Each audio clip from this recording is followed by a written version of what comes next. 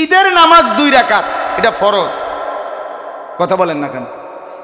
ঈদের নামাজ ফরজ না, না ওয়াজিব। তো ঈদের নামাজ যদি না পড়ে তার আগে কোরবানি দিয়া লায়, তাইলেই আল্লাহ বলতেছে হুদা গোস্ত খাইলা, তো যেতে ফজরের নামাজ পড়লো না।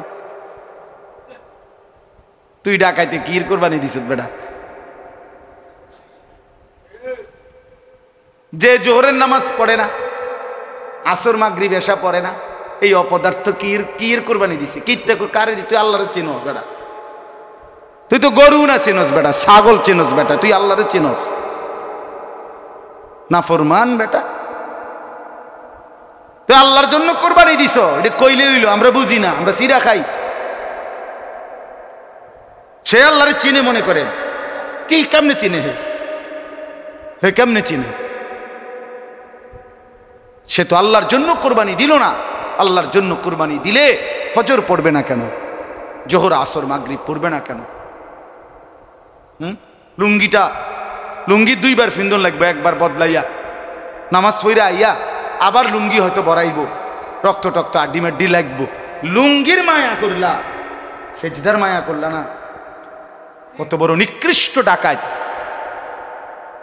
জোহরের ওয়াক্ত চলে গেল, তুমি তোমার গোশত আড্ডি কোবাইতে আসো যে 2 বার লুঙ্গি পাল্টানো ঝামেলা, একবারে শেষ কইরা রাত 10টা-11টার দিকে কাদ কামাতিস সব দিন নামাজ একসাথে।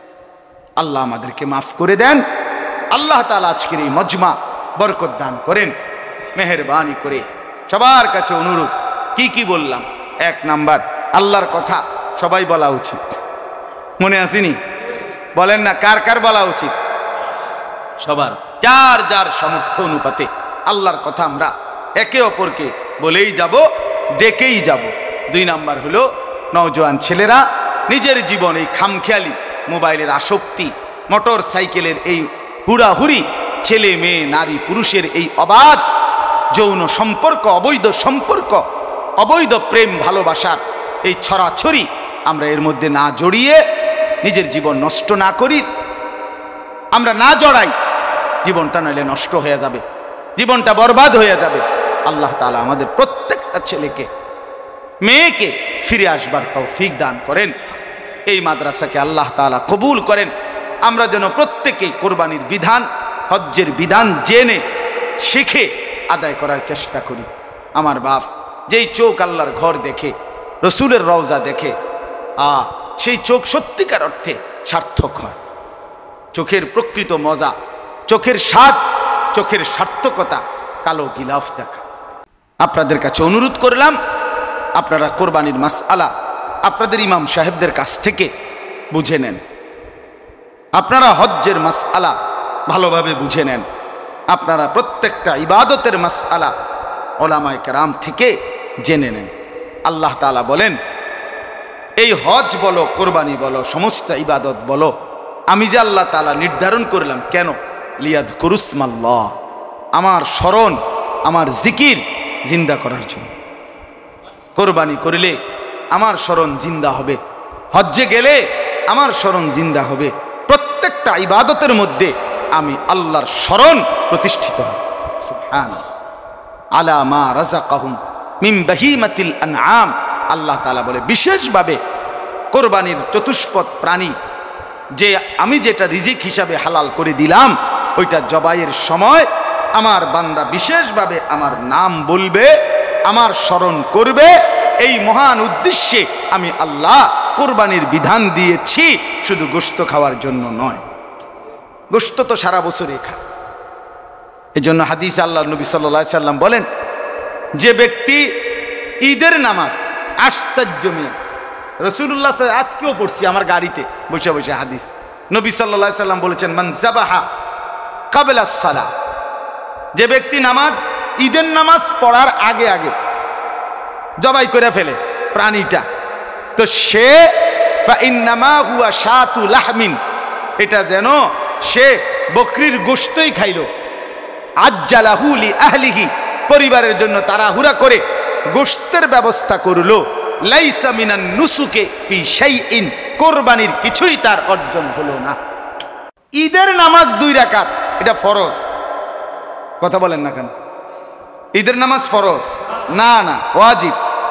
তো ঈদের নামাজ যদি না পড়ে তার আগে কোরবানি দিয়ালায়, তাইলেই আল্লাহ বলতেছে হুদা গোস্ত খাইলা, তো যেতে ফজরের নামাজ পড়লো না। তুই ডাকাইতে কির কোরবানি দিস বেটা? যে জোহরের নামাজ পড়ে না, আসর মাগরিব এশা পড়ে না, এই অপদার্থ কির কোরবানি দিছে? কিরতে কারে দি? তুই আল্লাহরে চিনো বেটা? তুই তো গরু না চিনস বেটা, ছাগল চিনস বেটা, তুই আল্লাহরে চিনস না? ফরমান বেটা, তুই আল্লাহর জন্য কোরবানি দিছ, এটা কইলে হইলো? আমরা বুঝি না, আমরা চিরা খাই। সে আল্লাহরে চিনে মনে করেন? কি কেমনে চিনে? হে কেমনে চিনে? সে তো আল্লাহর জন্য কোরবানি দিল না। আল্লাহর জন্য কোরবানি দিলে ফজর পড়বে না কেন? জোহর আসর মাগরিব পড়বে না কেন? লুঙ্গি দুইবার ফিন্দন লাগবে, একবার বদলাইয়া নামাজ পড়া আইয়া আবার লুঙ্গি হয়তো বড়াইব, রক্ত টক্ত আড্ডি মাড্ডি লাগবো। লুঙ্গির মায়া করলা, সেজদার মায়া করলা না? কত বড় নিকৃষ্ট ডাকাত! জোহরের ওয়াক্ত চলে গেল, তুমি তোমার গোশত আড্ডি কোবাইতে আসো যে দুইবার লুঙ্গি পাল্টানো ঝামেলা, একবারে শেষ কইরা রাত 10টা 11টার দিকে কাদ কামাতিস সালাম, সব দিন নামাজ একসাথে। আল্লাহ আমাদেরকে মাফ করে দেন। আল্লাহ তাআলা আজকের এই মজমা বরকত দান করেন মেহেরবানি করে। সবার কাছে অনুরোধ, কি বললাম? 1 নাম্বার, আল্লাহর কথা সবাই বলা উচিত। মনে আসেনি? বলেন না, কার কার বলা উচিত?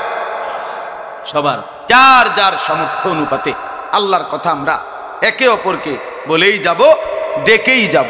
2 নাম্বার হলো, নওজোয়ান ছেলেরা নিজের জীবন এই খামখেয়ালি, মোবাইলের আসক্তি, মোটর সাইকেলের এই হুড়াহুড়ি, ছেলে মেয়ে নারী পুরুষের এই অবাধ যৌন সম্পর্ক, অবৈধ সম্পর্ক, অবৈধ প্রেম ভালোবাসার এই ছড়াছড়ি, আমরা এর মধ্যে না জড়িয়ে নিজের জীবন নষ্ট না করি, আমরা না জড়াই, জীবনটা নইলে নষ্ট হয়ে যাবে, জীবনটা বরবাদ হয়ে যাবে। আল্লাহ তাআলা আমাদের প্রত্যেকটা ছেলেকে মেয়েকে ফিরে আসবার তৌফিক দান করেন। এই মাদ্রাসাকে আল্লাহ তাআলা কবুল করেন। আমরা যেন প্রত্যেকেই কোরবানির বিধান, হজ্জের বিধান জেনে শিখে আদায় করার চেষ্টা করি।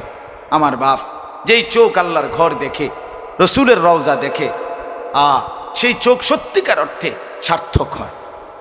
চোখের প্রকৃত মজা, চোখের স্বাদ, চোখের সার্থকতা কালো গিলাফ দেখা, মদিনার রওজায় দাঁড়ানো, সেই জীবন সার্থক হয় যে জীবন তার পরম বন্ধুর কাছে পৌঁছতে পারে। আর তিনি আল্লাহ, তিনি রাসূলুল্লাহ সাল্লাল্লাহু আলাইহি ওয়াসাল্লাম। আল্লাহ তাআলা আমাদেরকে তৌফিক দেন, কবুল করেন, আজকের এই মজমাতে বরকত দান করেন। এশার নামাজ হবে, তারপরে আবার যথারীতি আমাদের পরম শ্রদ্ধেয় হযরত মাওলানা মুফতি দ্বীন মোহাম্মদ আশরাফ সাহেব বয়ান করবেন ইনশাআল্লাহ। সবাই জমে বসে শুনবেন এবং তখনই ইনশাআল্লাহ মুনাজাত হবে। আল্লাহ তৌফিক দান করেন, আমিন।